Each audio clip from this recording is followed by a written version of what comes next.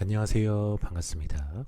미리 보는 6월 1일 월요일 토픽 종목에 대해서 한번 알아보도록 하겠습니다.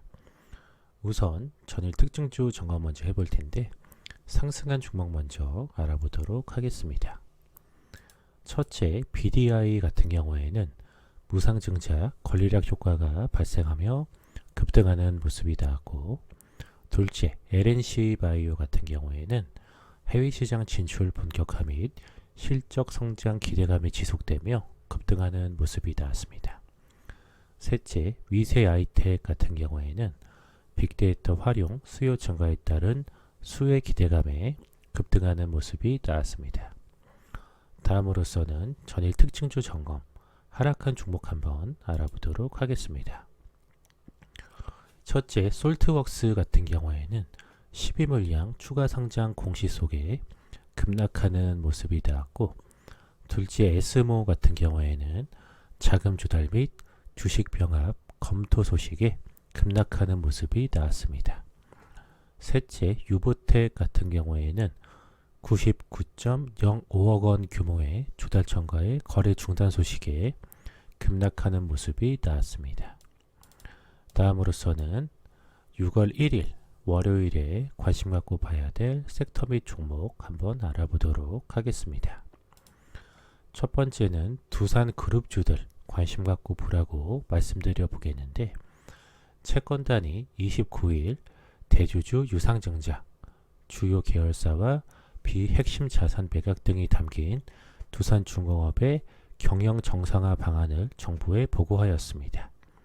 산업은행과 수출입은행 등 채권단은 경영 정상화 방안을 토대로 두산중공업에 1조 원 안팎의 추가 지원을 할 것으로 전망이 되고 있습니다. 이에 따라 두산그룹주인 두산중공업이나 두산인프라코어, 두산퓨얼셀 같은 두산그룹주들 관심 갖고 보라고 말씀을 드려보겠습니다. 두 번째로서는 사료 관련주들 관심 갖고 보라고 말씀드려 보겠는데, 중국 전국 인민대표대회, 줄여서 전인대라고 하는데, 전인대가 홍콩 국가보안법 초안을 통과시켰습니다. 전인대는 지난 22일 개막식에서 국가 분열, 국가 정권 전복, 테러리즘 활동 등을 금지, 처벌하고 홍콩 내에 이를 집행할 기관을 수립하는 내용의 홍콩 보안법 초안을 발표했는데, 중국 관영 신화통신은 홍콩 보안법 통과가 결정됐을 때 인민대회장 회의실에서 오랫동안 열렬한 박수가 이어졌다면서, 이는 중국 국가안전 수호에 대한 강한 의지와 결심을 충분히 보여주는 것이라고 주장을 하였습니다. 이에 따라 사료 관련주인 우성사료나 대주산업, 한일사료, 그리고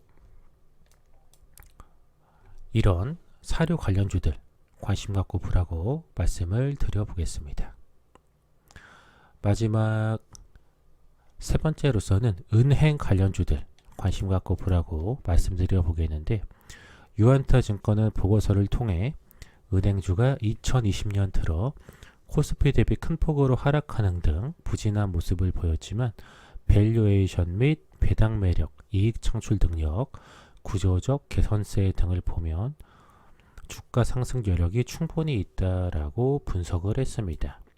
또한 대손비용 급증 리스크가 제한적이라는 점에서 은행 실적도 예상보다 양호한 흐름을 보일 것으로 전망하였습니다.